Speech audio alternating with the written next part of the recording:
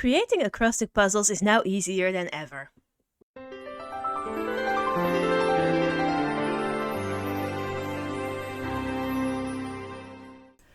You can find this module under the Crosswords tab, then go to the What to Generate option and select the acrostic puzzles. First of all, you'll need a secret word.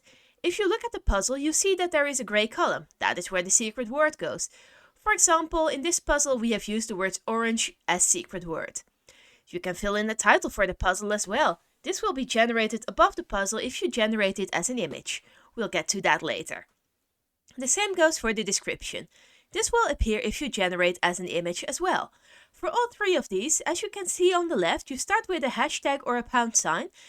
Then the title, secret, description, capitalization does not matter here. Then a colon, and then the word that you want to use. You need the hashtag or pound sign so the software knows what the hidden word is.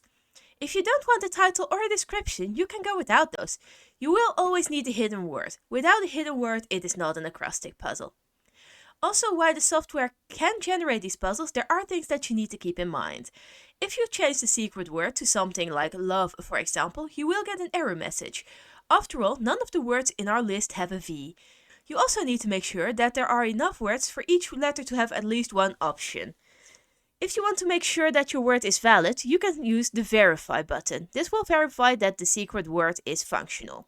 Luckily for us, we get a word list that is functional for an example, so let's just use this list to go through the multiple options. First of all, we're going to the Clues tab. This is the 5th tab. Why are we going here first? Because of a new option that was introduced here. You can create images for social media by selecting in image. Because there are some settings that are only visible if we generate in image, that's what we're using.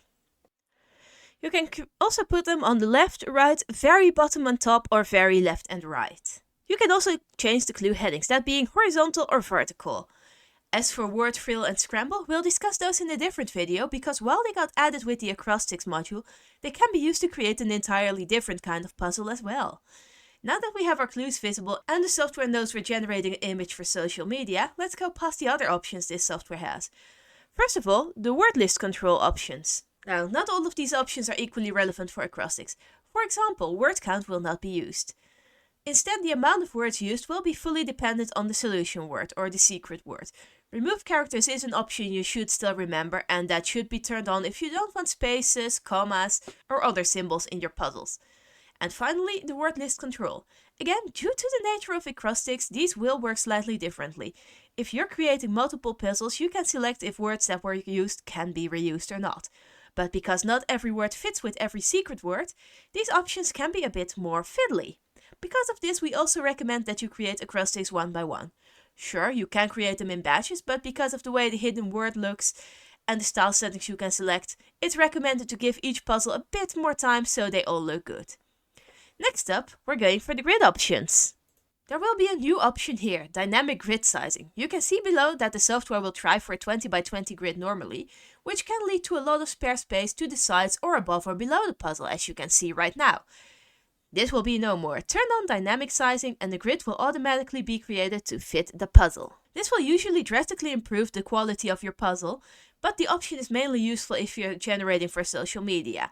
If you're generating for books, you might want them all to have the same grid so that all puzzles are more or less the same size. Next up, the style options. These should be more or less self-explanatory by now. You can change the font options, you can change the colors, the grid colors, the border width, etc. For this module, you can also select if you want a different clue font from the normal font that is used in the puzzle.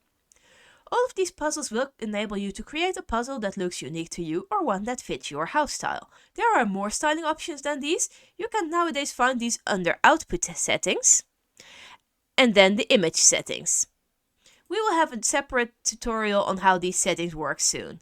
So now that we have everything we want correct in terms of looks, let's set up the dictionary. For this we have two options. First of all, a dictionary you made yourself.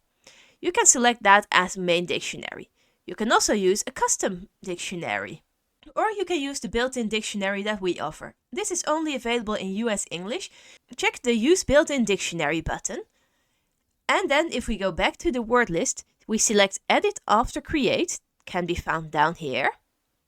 Next time, if we create a puzzle or select Next Preview, this module will show up. Let's try. Using this module is very easy. You simply select a word. You can either type in a clue here manually, or you can select one from the word list. If you want to, you can even edit it manually after that, just like this. Then, when you generate the puzzle, you will get the custom clues you wanted. This way, you only need a simple word list without any explanations, and these will be added later. As always, like and subscribe for more puzzle tips.